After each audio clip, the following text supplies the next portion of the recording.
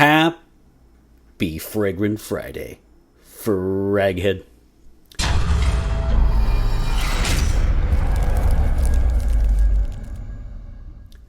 Hey everybody, this is Ben here at That Cologne Guy, coming at you with a new review. And this week, as you can see, I have a guest, at least for a few minutes, as my dog is just a little bit clingy today. And this is, it's Nugget, but everyone calls her Nuggy. So this is Nuggy, and she just jumped on my lap right before I hit record. And I think she's gonna, I think she's gonna take a little nap right in my arm. I can feel it. So you've seen the title and the description, so you know this is none other than, Chocolate Greedy. This one is another one that's sent in by Dr. Goo over at Locked Scents. And I'm going to use a different format because I usually, kind of have a specific format, but I want to bounce around a little bit this week. And it's because I want to say right off the bat that I love sweet fragrances. I typically love cacao and chocolate fragrances, like Dark Temptation by Axe, yes, or Lynx, depending on where you're from. That is one that I stand behind. I absolutely love that body spray, actually. It's wonderful. So I love sweet, love gourmand, love the chocolatey cacao fragrances, and I love Montale, the house. So, Pierre Montale is a great parfumé, and he started his own house. There are many Montales that I love. They're known for being, I mentioned it before, it's that perfect blend of, like, it's not designer and it's not full-on Creed level $400 niche. It's like a nice mix. It's somewhere in the middle where it's like a $155, maybe $200 now, price range that I really particularly gravitate toward with the higher end designers or lower end niche. I don't like that though, because I don't see Montale as a lower end of anything. It's just a great house. It's a wonderful house. And I say that because every house, of course, has their hits and they have a miss. There's just no way around this one other than to say this one is a dud. It's a milk dud. All right, sorry. Yeah, it is a miss. I've really wrestled with it this week because here's the thing. When I give a review, do I consider the house? If you sent this to me and I didn't know what it was called, that's what I'm going to go with today on the rating. I give all the props in the world to Montale, Pierre Montale, and the house itself. I just really, really appreciate that one, so I feel bad. But I also have to be, for the 78 people that will watch this episode, I have to be in a position where I give the genuine take and review. One of the shortcomings, whenever I ask you guys how I can improve the channel, you guys will typically, one thing that comes up quite often is that I don't say what it smells like enough. I give the notes, but not what it smells like. This one's going to be almost the opposite. This one it smacks you in the face of two products, at least in the U.S. I don't know if you have them there, but one is, I guess to give you an idea in case you don't have these products, chocolate milk, which is there's too much milk here, and it's like a chocolate milk. It's like you spilled chocolate milk on yourself. So this one is, to me though, if you're in the States and you remember our old 80s friend Cocoa Puffs, the cereal, or another one that's really specific is, I was going to say Nesquik or Swiss Miss chocolate milk powder. Right? So there used to be this very chalky powder, maybe it's still around, where you can pour it in milk, stir it, and then that gives you chocolate milk. So it's Swiss Miss, Nesquik, those are like the chocolate milk powders, and then there's Cocoa Puffs, the cereal. Either way, this is just it's a mix of,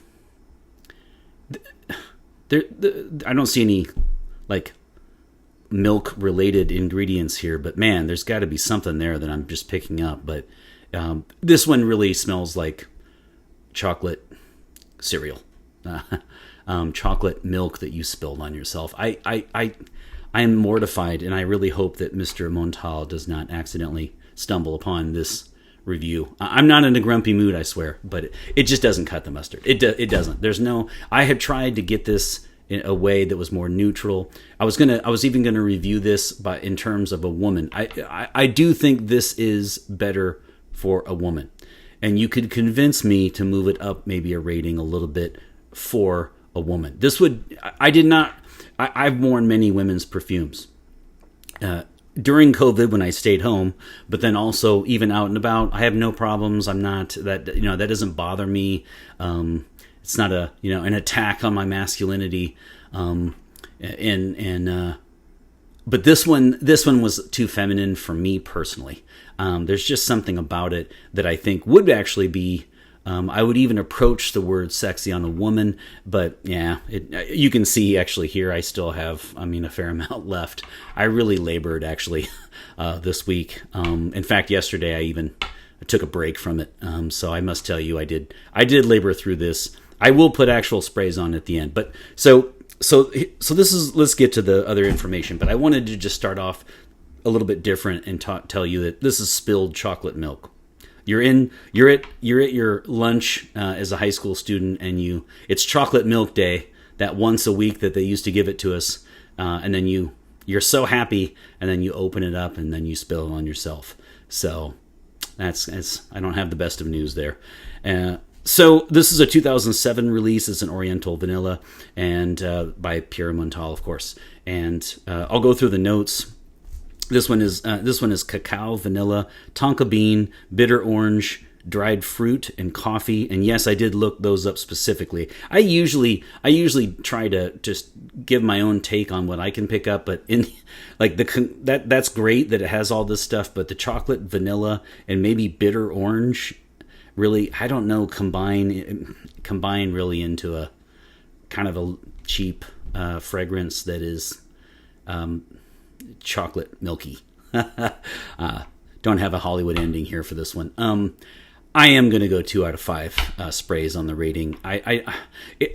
If you're watching this, for the ladies out there, you could convince me to go 3 out of 5 on a woman's skin, but then the fact that it's probably going to cost you over $100, man, I just can't find a reason for this to buy this one. I just can't. Even as a gift, this one's going to be on the lower end. If you saw it as on the discounter site, like a huge discount, then maybe. But hey, look, every band you like has one. I always call it the one album pass, right? Every band that you like has typically one album that's just like not for you. It doesn't work.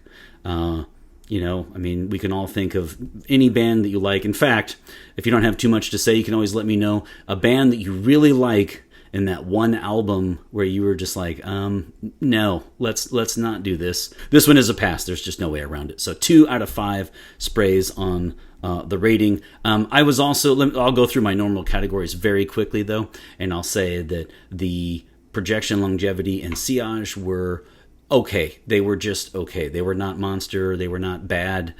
Just kind of 5 to 7 hours on longevity. Projection would be about 3 to 5 hours if you're looking at 1 meter or 3 feet from the body. And then when it comes to sillage, walking past people, scent bubbles, scent trails, things like that, maybe 2 to 3. This is, I could see a woman buying this for a night of close quarters. Yeah, that's kind of what we're looking at. Maybe clubbing, maybe a date. Yeah, maybe, because I do think, again, it certainly isn't beast mode. This would work possibly for a date night scent on a woman. It would not be in my collection, that's for sure. So let's go age. I'm gonna go. To me, this really speaks more of like 18 to 30 crowd. I see this more of what I said, kind of like the dating phase, going out with someone, an intimate night out, an intimate night in. Okay, so I'm gonna go 18 to 30, and then when it comes to gender, to me, this one is marketed for women and men as unisex, but man, I'm gonna say I think this would be about I'll go 75-25 on the split and say 75% will be women who own this, wanted it, it's their signature scent, and 25% would be on the guy side. Look, if you have this and you're a guy and you love it, I can't tell you why I find it feminine I just know that I felt to me like when I sprayed it, I wouldn't have thought that this was a unisex fragrance. I would have thought this was just a woman's perfume. Maybe it's the vanilla and tonka, dried fruit. I don't know. None of the notes really speak to anything specific for either gender, but it comes off as feminine to me. So yeah, and she agrees. So that's that. Those are some of the categories. Versatility, I've already said what I would recommend it for. But as I got ready, I gave her a double walk this morning, so she's a little tuckered out.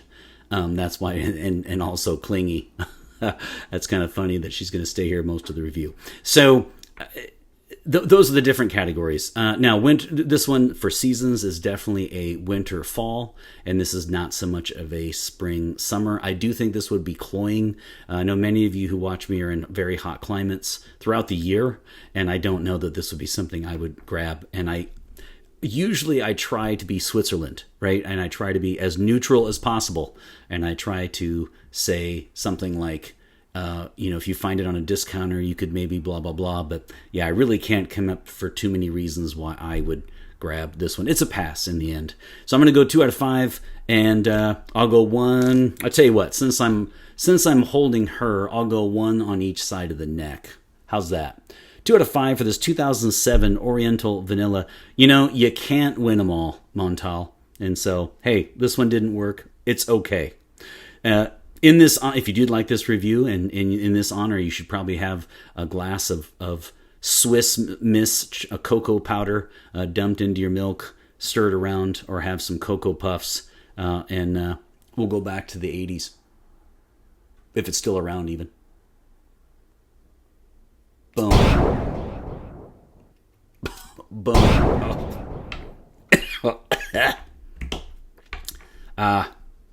That's exactly what this smells like. Yep, cocoa powder, and not even super high end.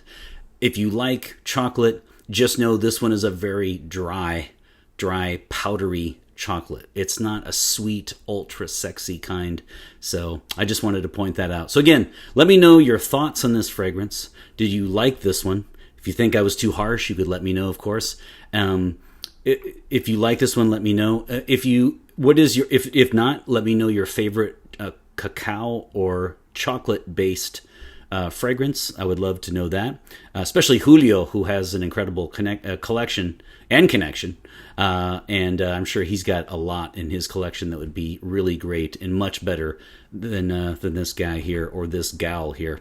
So... but hey, Dr. Goo over at Locked Sense, thank you for sending this one in, because it's always fun to review something different. Anyway, everything speaks to me absolutely adoring this fragrance, and I did not. So, if not, remember what I said. Let me know a band that you like, and maybe a one album that just absolutely did not work for you. You have a great week. Thanks for sticking around. Thanks for getting to know Nuggie.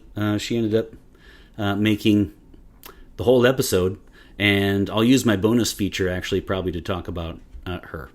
So you take care, and always remember, my friends, fragrance marks the celebration of today. Take care, everybody.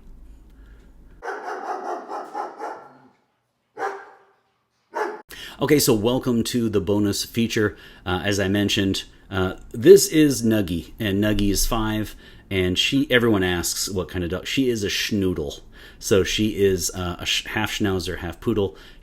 Her mom is huge. She's a huge schnauzer, and then her dad was a mini poodle. So she's a little gal, and I've had a few breeds. If you ever want the perfect mix of active but yet cuddlebug and TV hound, schnoodles would be it. Let me know. In fact, how's this? If you have nothing else to say, let me know what kind of dog you have.